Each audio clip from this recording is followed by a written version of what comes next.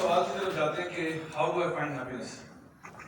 میں سب سے پہلے آپ کے سامنے قرآن مجید کی ایک آیت رکھوں گا اور پھر میں اس کو ایکسپلین کروں گا. اور انشاءاللہ میری امید ہے کہ جب وہ آیت آپ کو میں ایکسپلین کروں گا تو آپ کو سمجھ میں آ جائے گا کہ اصل میں ہیپینس کہاں پہ ہے.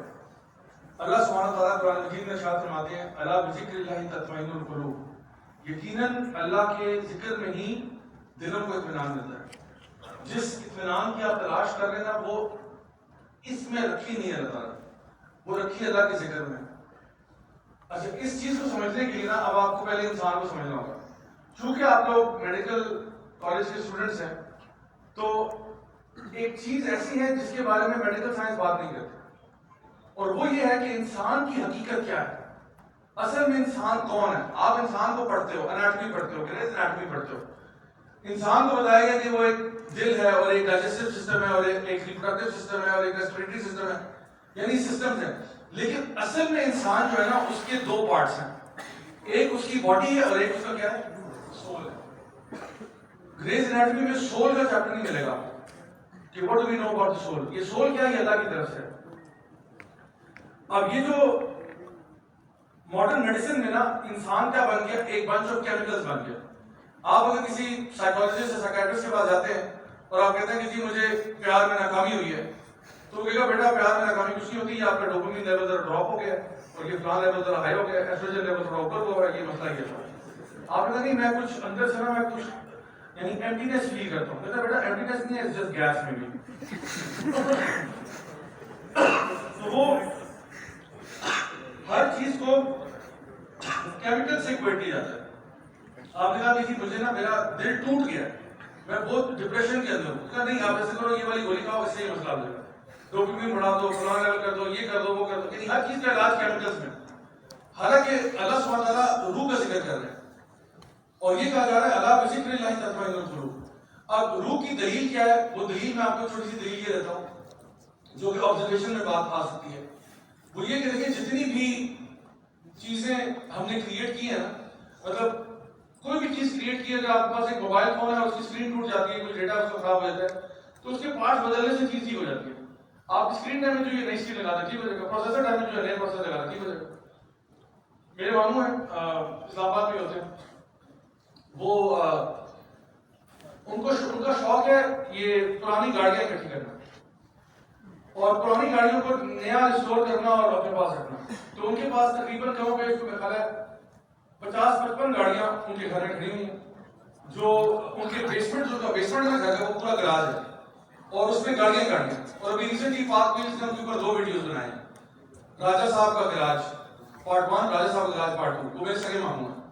اچھا, وہ اس میں ان کی گاڑیاں یعنی پرانی گاڑیوں کیا کرتے ہیں, پرانی گاڑی لیتے ہیں 1914 کی فورڈ ماڈل ٹی ہوگی, اس کو لیا اور ریسٹور کرایا, اور وہ کیا کرتے ہیں ان کے پارٹس لینے کے لیے پوری دنیا میں ٹریول کرتے ہیں. اگر جرمن گاڑی ہے لائک مرسیڈیز ہے, بی ایم ڈبلیو, اس کے پارٹ جرمنی سے لے کے آئیں. پرانی گاڑی ہوگی کچرا حالت میں ہوگی, اس پوری گاڑی کو رینوویٹ کرتے ہیں. جس طرح جو ہمارے گھر میں ہوتا ہے نا, کوئی باورچی ہے یا کوئی میڈ ہے کچھ ایسے, ان کے گھر میں 4 مکینک فل ٹائم امپلائڈ ہیں, 4 مکینک ان کے گھر میں بیٹھتے ہیں, اتنی گاڑیوں میں کام نہیں کرتے. تو کیا کرتے ہیں, پوری گاڑی ریسٹور کرتے ہیں, اس میں اوریجنل پارٹس لگاتے ہیں, آپ چابی دیتے ہو, بالکل گاڑی نئی کی طرح اسٹارٹ ہوتی ہے. تو آج سے کوئی 50, 60, 70, 80 سال پرانی گاڑیاں بھی جو ہے وہ بالکل برانڈ نیو حالت میں وہاں کھڑی ہیں. صرف کیا کیا, پارٹس بدل کے لگا دیں. یہ کام آپ انسان کے ساتھ نہیں کر سکتے. آپ نے کئی ویڈیوز دیکھے ہوں گے کہ ایک بندہ ہے وہ فٹ بال پلیئر ہے, فٹ بال کھیلتے کھیلتے مر جاتا ہے. تو بھئی اگر انسان بھی ایک ساری مکینکس ہیں تو مکینک پارٹ بدلے اور بندہ دوبارہ اسٹارٹ کرے, جھٹکا دیں اس کو, بجلی کا کرنٹ لگائے اور اٹھے بندہ چل پڑے دوبارہ سے. کسی کیا ہوتا ہے ہارٹ مال فنکشن کر رہے ہیں, کوئی بات نہیں, ہارٹ ٹرانسپلانٹ لا دیں, نیا دل لگایا, برانڈ نیو دل ہے, نیا دل لگایا کیا یہ جو بندہ ریوائیو ہو جائے گا. وہ تو اللہ تعالیٰ فرماتے ہیں کہ جب اس کا روح اس کے حلق تک پہنچ گیا, اب اگر واپس ڈال کے دکھاؤ تم سچے ہو.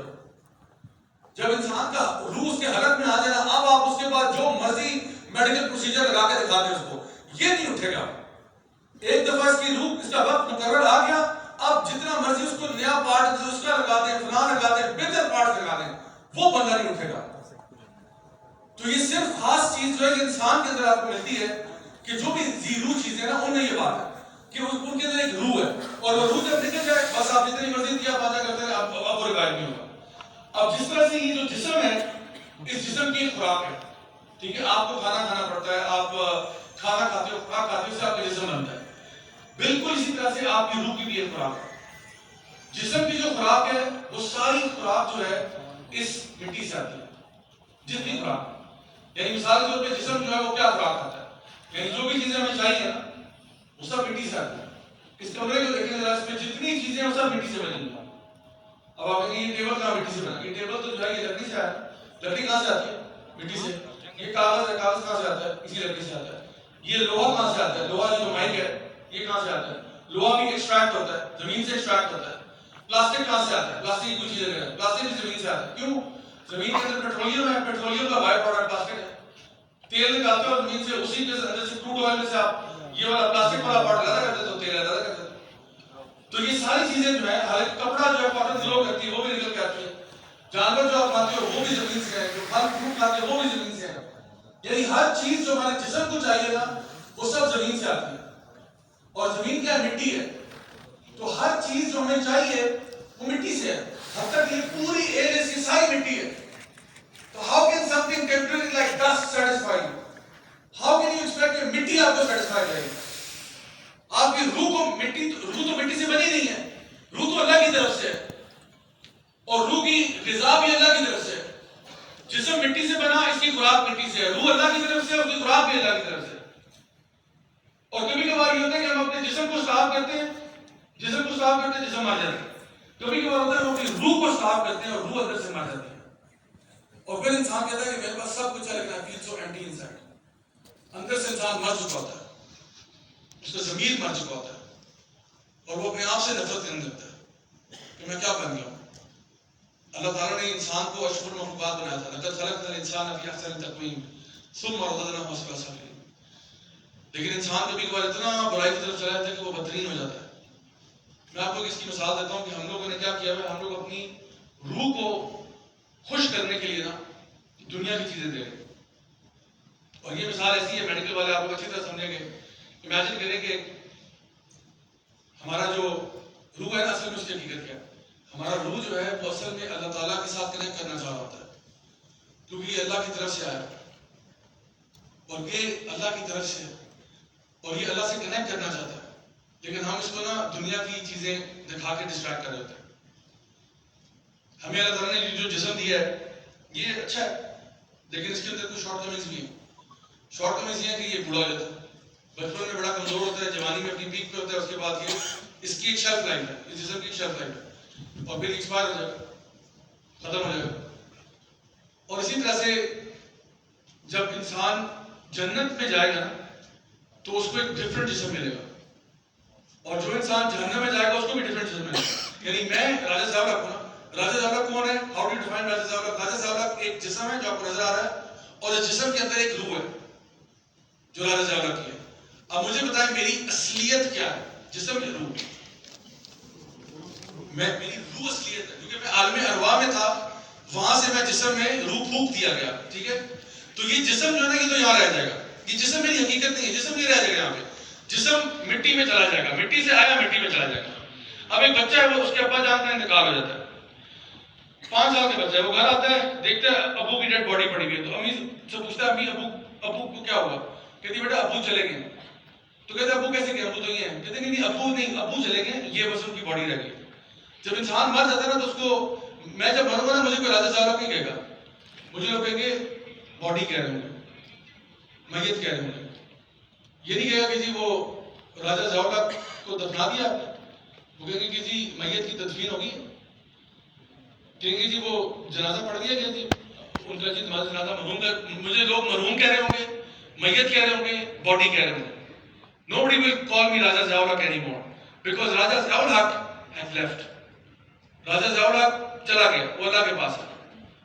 تو اصل میں جو ہماری جو حقیقت ہے نا وہ ہماری روح ہے. That's our reality.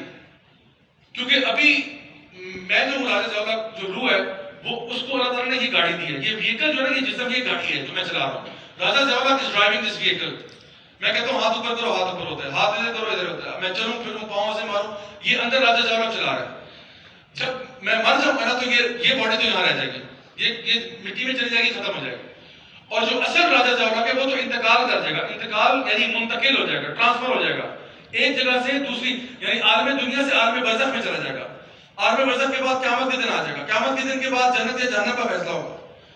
تو جنت میں اللہ تعالیٰ آپ سب کو جنت نصیب کرے. اللہ تعالیٰ آپ کو نیا جسم دیں گے، بالکل نیا جسم. روح وہی ہے، راجہ ضیاء ہے، لیکن جسم نیا ہے. اور جسم کیسا ہوگا؟ ایسا ہوگا بہت اونچا لمبا ہوگا اور آپ کا سب سے خوبصورت ترین ورژن ہوگا. ابھی بھی آپ لوگ بہت اچھے ہیں، لیکن امیجن کریں وہاں پہ نہ سمجھیں کہ آپ کے منہ کے اوپر کوئی 110 فلٹر لگے ہوئے ہیں، پیارے پیارے، وہ بلی کتے والے نہیں، اچھے اچھے فلٹر لگے ہوئے. تو آپ بڑے خوبصورت اور پیارے لگ رہے ہوگے، اور آپ کا جسم بھی بڑا زبردست، یعنی بائسیپ ٹرائسیپ سکس پیک ایبس بنے ہوئے.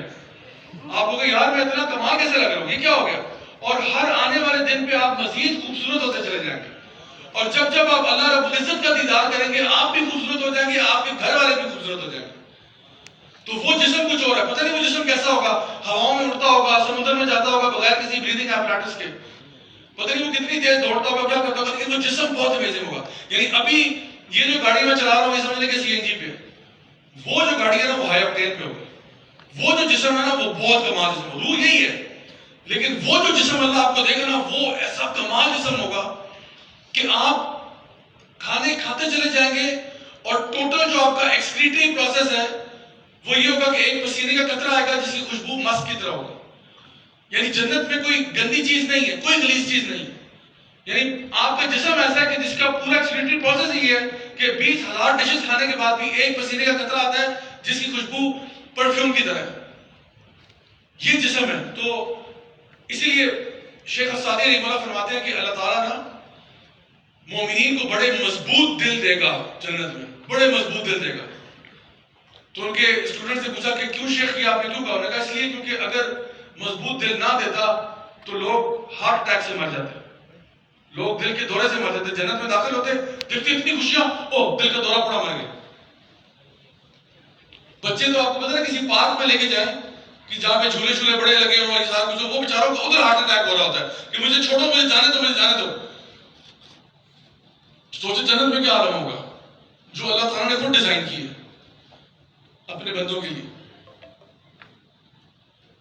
ایک واقعہ سنا ہمارے شیخ صاحب نے لطیفے کے طور پہ. کہتے ہیں کہ ایک شخص تھا کسی گاؤں میں، بڑا بزرگ آدمی تھا. تو اس کے فیملی ممبرز جو تھے وہ گاؤں ایسا تھا کہ جہاں پہ لوگوں نے زیادہ پیسہ دیکھا نہیں تھا. ان کے ہاں سمجھ لو کہ 10,000 روپیہ بہت بڑی بات تھی. کسی کے پاس 10,000 ہونا وہ لگتا تھا کوئی ملٹی ملینئر ہے. تو کیا کہنے اس کے جس کے پاس لاکھ روپے کسی کے پاس بھی نہیں تھا، لیکن جس کے پاس 10,000 بھی تھا وہ گاؤں کا بہت بڑا وڈیرا تھا، بہت بڑا کوئی سمجھ لیں کہ ٹاپ چیز تھی وہ. تو ان کے لیے بس یہ تھا کہ بارٹر سسٹم تھا، کچھ چیزیں لینا دینا، گندم آٹا دیا، یہ لیا، دودھ لے لو، فلاں لے لو، مطلب اس طرح ایکسچینج تھا. تو پیسے شیسے کسی کے پاس نہیں تھے، اور جس کے پاس تھے وہ 10,000 والا بھی جو ہے نا ارب پتی مانا جاتا تھا. تو کیا ہوا کہ وہ بزرگ جو ہے انہوں نے کہیں لاٹری میں کوئی پارٹیسپیٹ کر دیا. تو گاؤں والوں نے جب ان کے فیملی ممبر نے پتا کیا تو ان کی 10 لاکھ کی لاٹری نکل آئی. 10 لاکھ کی. اب فیملی ممبر کو سمجھ نہیں آ رہی کہ ابا جان کو کیسے سمجھائیں کہ آپ کی لاٹری نکلی ہے. وہ تو اتنی بزرگی میں پہنچ چکے ہیں کہ شاید اتنی بڑی خبر نہ سن پائیں اور شاید وہ سن نہیں پائیں گے اتنی بڑی خبر. تو وہ گاؤں کے حکیم کے پاس چلے گئے. انہوں نے کہا حکیم صاحب آپ بتائیں کیا کریں. حکیم صاحب نے کہا میرے پاس اس کا علاج ہے، میں ان کو نا آرام سے خبر دیتا ہوں تو ان کو ذرا مسئلہ نہیں ہوگا. تو انہوں نے کہا ٹھیک ہے آپ ٹرائی کریں. حکیم صاحب پہنچ گئے جی ابا جان کے پاس. ہاں جی ابا جان. بابا جی ہیں جی بڑے بزرگ ہیں. حکیم صاحب کہتے ہیں اچھا جی بابا جی یہ مجھے بتائیں کہ فرض کریں خیال کریں کہ اگر آپ کو 10 لاکھ روپیہ مل جائے زندگی میں کبھی تو آپ اس کے ساتھ کیا کریں گے. کہتے ہیں 10 لاکھ روپیہ بیٹا ایسا ہو ہی نہیں سکتا. کہتے ہیں نہیں میں یہ نہیں کہہ رہا کہ ہو سکتا ہے، میں کہہ رہا ہوں آپ بس سوچیں نا، خیال کریں اگر مل گیا تو کیا کریں گے. تصور کرنے میں کیا حرج ہے. تو سوچیں اگر آپ کو 10 لاکھ مل گیا تو کیا کریں گے.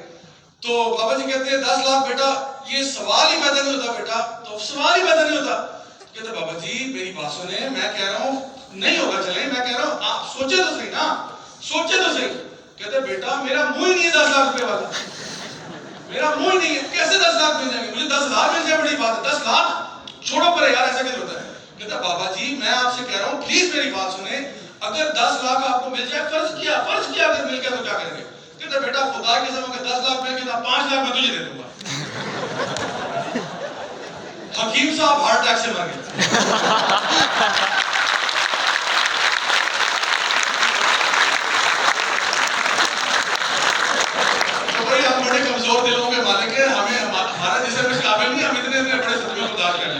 ہم سے نہیں ہوتا.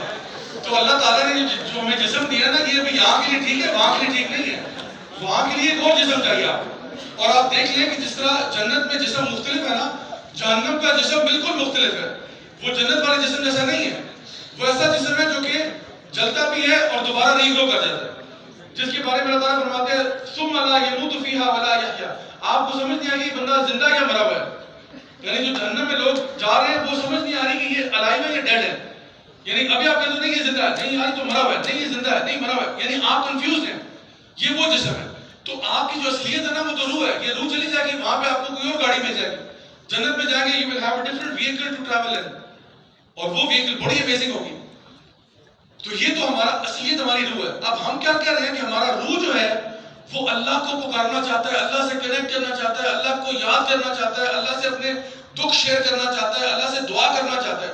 روح اندر سے تڑپ رہی ہے اللہ سے کنیکٹ کرنے کے لیے, لیکن ہم اس کو مستقل طور پہ یہ کھلایا جا رہا ہے. اچھا ڈپریشن ہو رہی ہے چاکلیٹ آئس کریم کھا لو. اچھا فلانا ہو رہا ہے شاپنگ چلے جاؤ. بھائی ایک عورت کی اگر ڈیورس ہو گئی ہے اور بہت بری طرح ڈیورس ہوئی ہے, آپ اسے کہتے ہیں آپ ایسے کریں بہن یہ پکڑے 1 لاکھ روپیہ شاپنگ کے لیے جائیں. ٹھیک ہے وہ 1 لاکھ روپیہ پکڑتی ہے شاپنگ کے لیے چلی جاتی ہے. واپس آئے گی جب شاپنگ کر کے بیگز لے کے آئی ہے, کپڑوں جوتوں کی شاپنگ کی ہے, واپس آئی تو کیا اس کا ڈپریشن ختم ہو گئی ہے؟ نہیں, یہ تو آپ نے عارضی طور پہ چسکا دیا اس کو. یہ انر پیس تو نہیں ہے. آپ مجھے بتائیں ایک بچہ ہے, ایک بچے کو نا روز بخار ہوتا ہے, روز بخار ہوتا ہے. وہ اپنی ماما کے پاس آتا ہے ماما مجھے بخار ہو گیا. ماما سے کہتی ہے ہاں تمہیں بخار ہے یہ لو پیناڈول کھاؤ. اگلے دن پھر آتا ہے ماما مجھے بخار ہو گیا. اچھا بیٹا پیناڈول کھاؤ. ماما مجھے بخار ہو گیا. تیسرے دن پھر آیا بیٹا پیناڈول کھاؤ. چوتھے دن پھر آ گیا ماما بخار ہو گیا پیناڈول کھاؤ. ماما کیا غلط کر رہی ہے؟ ماما کے سمٹمز کو ٹریٹ کر رہی ہے, ڈیزیز کو ٹریٹ نہیں کر رہی ہے. صرف سمٹم کو ٹریٹ کر رہی ہے. ہم کیا کرتے ہیں اچھا جی میرے اندر سے مجھے ایمٹینس ہے, مجھے بہت دکھ ہو رہا ہے, ڈپریشن ہے, بیٹا ٹافیاں کھا لو, چاکلیٹ کھا لو, یہ کھا لو. یہ سب تماشا ہے, یہ سب پیناڈولز ہیں. اصل مسئلہ کیا ہے؟ الا بذکر اللہ تطمئن القلوب. ہمارے دل کے اندر جو انفیکشن لگی ہوئی ہے نا وہ اصل میں یہ کہ اللہ سے دور ہے, اللہ سے دوری ہے, اللہ کے ذکر سے دور ہے. اور اس کی وجہ سے انسان ڈپریشن انزائٹی میں جاتا ہے, پھر وہ اپنے آپ کو ان سے ٹریٹ کرتا ہے, لیکن جب علاج نہیں ملتا پھر وہ خودکشی کرنے پہ مجبور ہو جاتا ہے کہ میں اب کیا کروں میرے پاس نہیں ہے. یہ مثال ایسی ہی آپ سوچیں آپ کا مثال کے طور پہ آج ہے ٹیوزڈے, سپوز کریں کہ تھرسڈے کو آپ کا فائنل ایگزام ہے. اللہ نہ کرے یہ ہو, لیکن سپوز کریں کہ فائنل ایگزام آپ کا تھرسڈے کو ہے. کل آپ اٹھتے ہیں وینسڈے مارننگ کو, وینسڈے مارننگ کو آپ اٹھے, آپ نے کہا چلو جی میں اپنی تیاری شروع کرتا ہوں. اور آپ نے یہ نوٹس کیا کہ جی فائنل ایگزام میں 10 چیپٹر آ رہے ہیں, 10 میں سے آپ کو صرف 2 آتے ہیں, وہ بھی 50-50 ہے. تو آپ پینک کر رہے ہیں صبح 8 بجے کہ میں اب کیا کروں, میں اب کیا کروں. پھر آپ نے تھوڑی سی ہمت کی, پلان کیا کہ ٹھیک ہے چلو 8:30 سے 9:30 چیپٹر 1 ہو جائے گا, 9:30 سے 10:30 چیپٹر 2 ہوگا, 10:30 سے 11:30 چیپٹر 3, اور اس طرح کرتے کرتے رات 8 بجے تک میرے سارے چیپٹرز کمپلیٹ ہو جائیں گے. لیکن یہ پلان بناتے وقت آپ کو اچھی طرح پتا ہے کہ یہ پلان جو ہے کبھی بھی نہیں ہوگا, چلنے والا نہیں ہے. اور اسی دوران آپ کے کسی دوست کا فون آ گیا کہ بھی کیا حال ہے, خیریت؟ آپ نے کہا نہیں بڑی ٹینشن ہے, بہت پرابلم ہے, میں لٹ گیا, برباد ہو گیا. کیا ہو گیا بھائی؟ کل پیپر ہے اور مجھے آتا جاتا کچھ بھی نہیں ہو, یہ فائنل ایگزام ہے, لگتا ہے اس دفعہ فیل ہو جاؤں گا, یہ ہو جائے گا, وہ ہو جائے گا. اب یہ ریئل فیئر آپ کے اوپر آ گیا, ریئل ٹینشن, ریئل ڈپریشن ہے. آپ کا دوست کہتا ہے یار ٹینشن مت لو, خدا کی قسم میں تمہیں خوش کر دوں گا. کیوں بھائی کیا ہوگا؟ کہتا ہوں ایسا کرتے ہیں میں بھی تمہیں پک کرتا ہوں, آدھے گھنٹے کے اندر اندر سنیما چلتے ہیں, میں تمہیں فلم دکھاتا ہوں. آپ نے کیا کہتا ہے خدا کی قسم کامیڈی فلم لگی ہوئی ہے, تو ہنس ہنس کے پاگل ہو جائے گا, مزہ نہ آئے پیسے واپس. کہتے نہیں یار, کہتا دیکھو تمہیں ڈپریشن ہے نا, علاج میرے پاس ہے, تمہیں خوش ہونا ہے نا, تم ٹینس ہوا ہے, ڈپریس ہوا ہے, یو نیڈ ہیپینس رائٹ. آپ نے کہا ہاں وہ تو ہے, ہاں چل پھر میں تجھے پک کرتا ہوں. اس نے آپ کو پک کیا, فلم دکھانے لے گیا. 3 گھنٹے آپ نے فلم دیکھی ہے, بڑی مزے کی فلم تھی, ہنس ہنس کے لوٹ پوٹ ہو گیا. جب سنیما سے باہر نکلے تقریباً دوپہر 2 بجے, تو اب آپ کی ٹینشن بڑھ گئی ہے کم ہو گئی ہے؟ بڑھ گئی, کیونکہ ابھی آپ کو احساس ہوا کہ یار 2 بج گئے اور ابھی تک میں نے کچھ بھی تیار نہیں کیا, حالانکہ اس نے میرے یہ 3 گھنٹے ضائع کروائے. اس کے بعد دوبارہ سے آپ پینک کر رہے ہو, ایک اور دوست کا فون آتا ہے, یار کدھر ہو؟ آپ نے کہا میں یار لٹ گیا, برباد ہو گیا, ابھی کل پیپر ہے, یہ مجھے فلمیں دکھا رہا ہے. اس نے کہا یار آپ تو بہت ٹینس لگ رہے ہو یار, آپ تو لگ رہا ہے آپ ڈپریشن کے مریض بنے ہو, آپ کو ڈپریشن کو دور کرنے کا علاج میرے پاس ہے, اور میں تمہیں پک کرتا ہوں, جا کے زبردست قسم کے نا دمبے کے تکے کھا کے آتے ہیں. آپ نے کہا کیا ابھی اسی وقت؟ ہاں تیرے تو فیوریٹ ہے یار. آپ کو پک کرتا ہے تو دمبا کھانے لے جاتا ہے. وہاں پہ 1-2 گھنٹے تو دمبا بننے میں لگ گیا. اس کے بعد وہ آیا, آپ نے انجوائے کیا, بڑا مزہ آیا, بڑے سے بعد آپ نے تکا کھایا, آپ نے بہت انجوائے کیا, دوست یار آ کے گپے لگ رہی ہیں, انجوائے کر رہے ہیں. اب شام کے 6 بج رہے ہیں، اب آپ ریسٹورینٹ سے باہر نکلے، ڈپریشن ختم ہو گئی، بڑھ گئی ہے، اور بڑھ گئی، ابھی ایک اور دوست آ گئے، ابھی آپ دوبارہ پینک کر رہے ہیں، وہ آپ کو شاپنگ لے گیا، فائنلی گھومتے گھماتے رات 10 بجے آپ گھر داخل ہو رہے ہیں، اور آپ نے اپنے ٹیبل کے اوپر اپنی انہیں کتابوں میں دیکھا جن کو صبح چھوڑ کے آپ آئے، آپ نے کتابوں کو دیکھا، کتابوں نے آپ کو دیکھا، اب آپ ٹیبل پر گئے، 5 منٹ کے لیے آپ نے اپنا سر رکھا کہ یا اللہ یہ میں کس مصیبت میں پھنس گیا ہوں، 5 منٹ کے لیے آپ نے سر رکھا، آپ اٹھائی تو صبح کے 8 بجے تھے اور 9 بجے پیپر ہے۔ اب آپ اس سٹیج پہ نا، اب آپ کو لگ رہا ہے کہ خودکشی کا اچھا آپشن ہے، تو کہنے کا مقصد یہ پچھلے پورے دن آپ اینٹی ڈپریسنٹ پہ تھے، فلم دیکھنا اینٹی ڈپریسنٹ تھا، ٹکے کھانا اینٹی ڈپریسنٹ تھا، شاپنگ پہ جانا اینٹی ڈپریسنٹ تھا، لیکن جس چیز کی وجہ سے آپ ڈپریس تھے اس کو تو علاج نہیں کیا، جو انفیکشن ہے اس کو تو مسئلہ حل نہیں کیا، صرف سمپٹمیٹک ٹریٹمنٹ کرنے سے مسئلہ حل نہیں ہو جاتا۔ تو سچویشن کیا تھی کہ ہمارے اصل مسئلہ روح کا ہے اور ہم اس کو کر رہے ہیں سپرفیشل ٹریٹمنٹ، کہ جی آپ کو چاہیے کہ آپ نا آب و ہوا میں جایا کریں، آپ کو چاہیے آپ گھاس پہ چلا کریں، آپ کو چاہیے، ٹھیک ہے ان کی افادیت ہے لیکن یہ سارے چسکے ہیں، اصل چیز کیا ہے جو اللہ سے نہیں جڑتا اس کے ساتھ مسئلہ ہے۔ اللہ تعالیٰ قرآن مجید میں بھی ارشاد فرماتے ہیں، ایک تو فرمانا الا بذکر اللہ تطمئن القلوب، اس کے بالکل الٹ ایک آیت ہے، ومن اعرض عن ذکری فإن له معیشة ضنکا، جو اللہ کے ذکر سے دور ہوگا اللہ تعالیٰ فرماتے ہیں اس کی زندگی میں ٹینشن اور ڈپریشن آئیں گے۔ یہ میں نہیں کہہ رہا، یہ اللہ رب العزت کہہ رہا ہے، جو اللہ کے ذکر سے دور ہوگا اس کی زندگی تنگ ہو جائے گی، اس کی لائف کنسٹرکٹڈ ہو جائے گی، اور جو اللہ کا ذکر کرے گا اس میں اطمینان پائے گا۔ اب یہ اللہ کا ذکر کیا ہے؟ یہ بہت ساری چیزیں، اللہ کا ذکر سبحان اللہ، الحمدللہ، اللہ اکبر بھی ہے، اللہ کا ذکر نماز بھی ہے، اللہ تعالیٰ فرماتے ہیں اقیم الصلاۃ لذکری، اللہ کا ذکر قرآن مجید بھی ہے، اور اللہ کا ذکر یہ بھی ہے کہ انسان ہر وقت اللہ کو یاد رکھے، تقویٰ کی کیفیت میں آ جائے، کبھی اللہ کو نہ بھولے۔ اللہ تعالیٰ فرماتے ہیں قرآن میں کچھ ایسے لوگ ہیں جو جن کا بزنس، کامرس، ٹریڈ ان کو اللہ کے ذکر سے کام نہیں کرتا، یعنی کچھ بھی کام کرتے ہیں اللہ کو نہیں بھولتے، ڈاکٹر بھی بنتے ہیں نا تو ان کو پتہ ہے اللہ دیکھ رہا ہے، میں تو ربی نہیں کر سکتا، اور جو اس طرح زندگی گزارتا ہے حق حلال کی، وہ اصل میں لوگ ہیں جو خوش رہتے ہیں، جو کامیاب رہتے ہیں، جو ان کو پیس آف ہارٹ ملتا ہے، چاہے یہ ان کو تھوڑا بھی ملا ہو اور یہ بھی تھوڑا ملا ہو، لیکن جو اللہ سے کنیکٹڈ ہو کے حق حلال کماتا اور کھاتا ہے وہ سکون کی حالت میں رہتا ہے، کیونکہ یہ سکینت اللہ تعالیٰ کے پاس ہے اور اللہ تعالیٰ جس دل میں چاہے ڈال دے، یہ اور کسی چیز میں ہے ہی نہیں، یہ سکینت اور یہ چیزیں، یہ آدھی چیزیں نہیں چسکے، اچھی بات ہے اگر آ جائے، اچھی بات ہے، برا نہیں، لیکن یاد رکھو خوشی کا ذریعہ یہ نہیں ہے، یہ وہی آئس کریم ہے جو ٹھیک ہے تھوڑی دیر کے لیے تو فائدہ ہوتا ہے، لیکن آپ اگر یہ سوچیں کہ جی مجھے انر پیس مل جائے گا، ایسا کبھی بھی نہیں ہوگا۔ ایک اور جگہ اللہ